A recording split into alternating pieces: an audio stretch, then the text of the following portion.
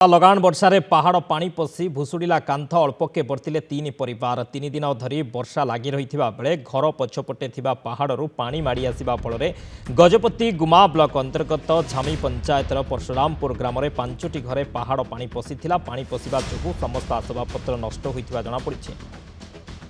अल्पके बर्तिले तीन परिवार लगाण वर्षारे पहाड़ पानी पशि भुशुड़ा कांथ अल्पके बर्तिले तीन परिवार 3 दिन धरी लगाण वर्षा घर पछपटे पहाड़ू पानी माड़ी आसवा फल गजपति गुमा ब्लॉक अंतर्गत झामी पंचायतर परशुरामपुर ग्राम में 5टी घरे पहाड़ पानी पशिला पानी पशिबा जो समस्त आसबाबपत्र नष्ट होता जमापड़ी। अल्पके बर्ती जाइछंती तीन परिवार।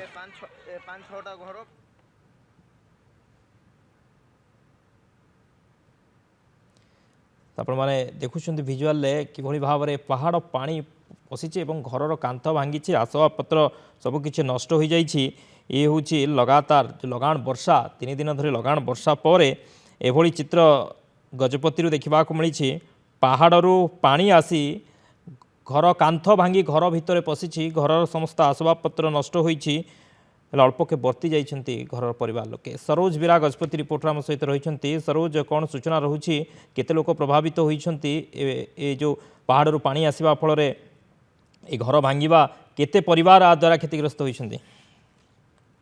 देखंतु शक्ति काली गतकाली जो लगाण वर्षा रे गुमा ब्लॉक अंतर्गत जो नामनगढ़ पंचायत जो परशुरामपुर गाँ अच्छी से गाँ जहाँ जो गाँटी पहाड़ कड़े गाँ रही से पहाड़ उपर जो पानी बहिकी आसला केवल अतड़ा खसीनी किंतु प्रबल वर्षा जो जो पहाड़ पानी आसला पानी आसी पूरा कांथ भुसुड़ी घर भीतर देखिए आसबाबपत्र नहीं जाइए जोटा कि परशुराम गाँव जो कुनाल लिमा अच्छा घर संपूर्ण भाव भुसुड़ी जाइए कांथ पूरा संपूर्ण भुसुड़ी जाइए। सहित जो ग्राम से साहिर प्राय 5टी घर प्रभावित होती घर भीतर देखिए पानी पशिची एवं घर आसबाब पत्र सब नष्ट हो जाइए। गोटे सबुठ बड़ विषय है राति जेहेतु घटना घटी समस्त परिवार लोक शोई अवस्था घटना निश्चित भाव कोटि ना कोटि भगवान भरोसा से जहाँफल कि मृत्यु मुखर बंची जाइए परिवार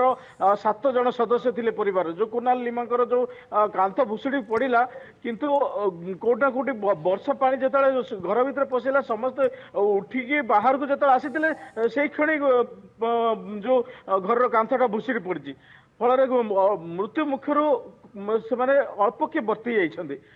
देखो ये घटना भी सामना को आसी जहाँ अत्यंत माने चर्चार विषय अंचल जे राति अधरे पहाड़ पानी आसी साही मध्य प्रवेश करिछि एवं घर भुसुड़ी अन्य आउ 5-6टी घर मध्य पानी पशिकी समस्त आसबाबपत्र नष्ट कर देछि। जो लगाण वर्षा एबे भी वर्षा टिके लगी रही निश्चित भाव कोटि ना कोटि वर्षार प्रभाव बहुत जगह देखा मिली एवं जहाँ नामनगढ़ जो मुख्य रास्ता अच्छी अजयगढ़ को नामनगढ़ मुख्य रास्ता अच्छी रास्तार भी पहाड़ धसी के रास्ता अवरोध की अच्छी निश्चित भाव प्रबल वर्षा बहुत स्थान में प्रभाव देखा मिली। शक्ति सरोज एबे भी वर्षा जारी रही कि?